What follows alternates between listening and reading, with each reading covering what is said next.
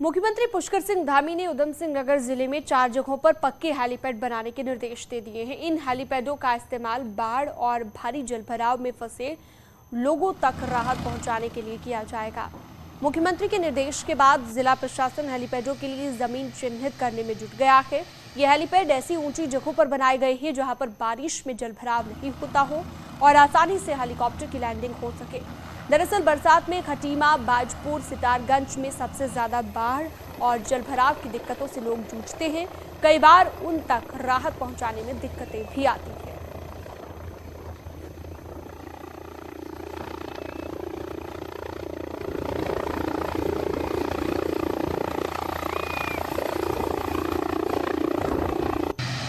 जो पंतनगर एयरपोर्ट है उसके अलावा पक्के हेलीपैड नहीं थे जो एलिवेटेड प्लेस पे हों, जहां पर हम ऐसे बाढ़ के समय में राहत और बचाव कार्य संपादित कर सकें। तो कल उच्च स्तरीय बैठक में खटीमा, सितारगंज, काशीपुर और बाजपुर के लिए 4 पक्के हेलीपैड बनाने की स्वीकृति सैद्धांतिक तौर पर मिल गई है। पिथौरागढ़ मेडिकल कॉलेज का शिलान्यास भले ही 2 बार किया गया हो, बावजूद इसके 5 साल गुजर जाने के बाद भी कॉलेज का एक भी पत्थर कहीं नजर नहीं आ रहा है। ये बात अलग है कि कॉलेज बनाने के लिए 76 करोड़ की धनराशि कब की दी जा चुकी है। देखिए,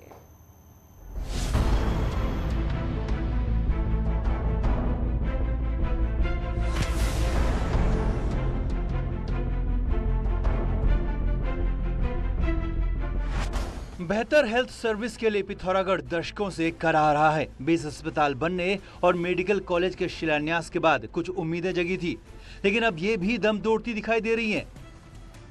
बेस अस्पताल बनने के बाद भी शुरू नहीं हो पा रहा, जबकि मेडिकल कॉलेज निर्माण के लिए सब कुछ होने के बाद भी एक ईंट लग नहीं पाई है।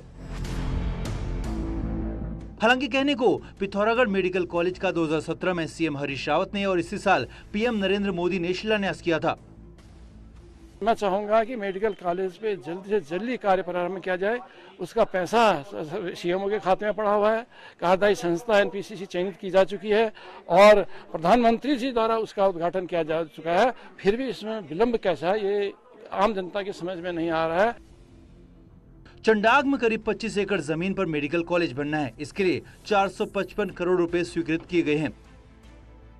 स्वीकृत धनराशि से 76 करोड़ रुपए सीएमओ को जारी भी हो गए और यही नहीं, 2 साल पहले ही मेडिकल कॉलेज के प्राचार्य की भी तैनाती की जा चुकी है। फिर भी नतीजा अभी तक सिफर रहा है। विभाग की माने तो 2 बार मेडिकल कॉलेज का टेंडर तकनीकी कारणों से निरस्त हो चुका है, लेकिन थर्ड टाइम टेंडर को मंजूरी मिल जाएगी।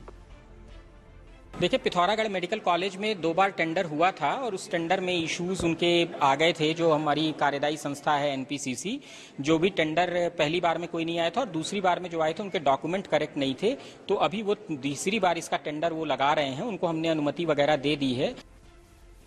पहाड़ों में हेल्थ सिस्टम की खस्ता हाली किसी से छिपी नहीं है। ऐसे में अगर समय रहते मेडिकल संस्थान शुरू हो जाता तो लाखों की आबादी को सीधा फायदा पहुंचता और यही नहीं, पहाड़ों से हो रहे पलायन पर भी लगाम लगती।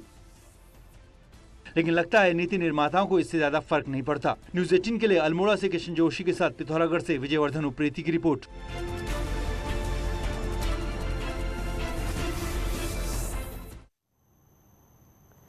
नैनीताल में वन महोत्सव की शुरुआत हो गई है। नैनीताल विधायक सरिता आर्या ने पेड़ लगाकर इसकी शुरुआत कर दी है। नए साल में और इस साल में नैनीताल वन प्रभाग ने कुल 150 हेक्टेयर में 2 लाख पौधे लगाने का लक्ष्य रखा है।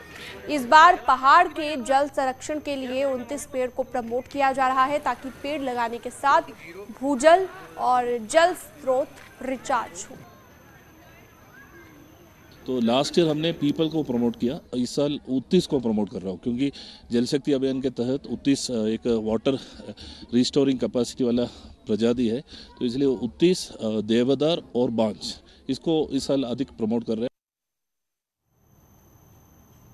बागेश्वर में बारिश के पानी से भरे खेतों में धान की रोपाई शुरू हो गई है। सुबह होते ही किसानों ने खेतों का रुख किया और मानसून की पहली बारिश होने पर किसानों ने खेतों की जुताई कर धान की रोपाई के लिए तैयार कर दिया। रोपाई के लिए बारिश काफी मुफीद साबित हो रही है।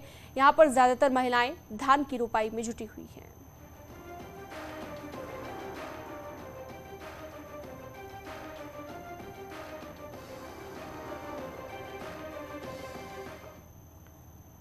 उत्तरकाशी के जिला मुख्यालय नगर क्षेत्र में वरुणावत पर्वत के ठीक नीचे और गंगा नदी के ठीक ऊपर कई दिनों से लगातार कूड़ा डंप किया जा रहा है, जिसका विरोध करना भी शुरू हो गया है।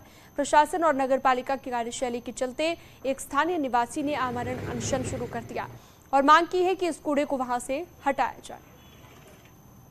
पानी में जिस तरीके से मां गंगा की तलहटी के ऊपर जो कूड़े का ढेर पहाड़ लगाया जा रहा है, तो वर्षों से यह लगाया जा रहा है। बार बार मौखिक रूप से हो या पत्रों के माध्यम से हो, तो सीएम पोर्टल हो या पीएम पोर्टल हो या हाईकोर्ट में जन याचिका हो, कई माध्यमों से हमने प्रयास किया है कि यह कूड़ा जो है यहाँ से हटे, पर जब ये नहीं हो पाए तो अंततः है हमें जो है यहाँ पर आमरण अनशन के बैठने में मजबूर होना पड़ा।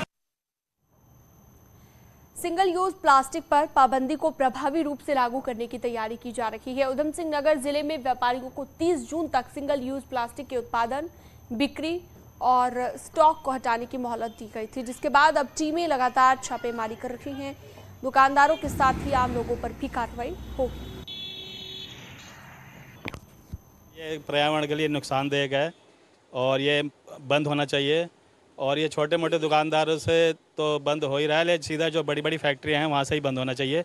भारत सरकार ने जो दिशा निर्देश दिए हैं उसमें सिंगल यूज प्लास्टिक और ऐसी प्लास्टिक जो 100 माइक्रोन से कम थिकनेस की है उसको नहीं यूज़ करना है। इसमें चाहे वो प्लास्टिक बैग हो, चाहे वो कैरी बैग हो, चाहे वो कटलरी हो, चाहे वो अन्य सामान हो। और इसमें ये खास बात है, चाहे वो मैन्युफैक्चरर हो, चाहे प्रोड्यूसर हो, चाहे सेल करने वाला हो और चाहे यूज़र हो। देवभूमि में कण कण में देवताओं का वास माना जाता है। वहीं अल्मोड़ा के नरसिंह मंदिर में भक्तों की बड़ी मान्यता है। इसके साथ ही अब मंदिर के पर्यटन के नक्शे में भी इसे लाने की कोशिश है। देखिए,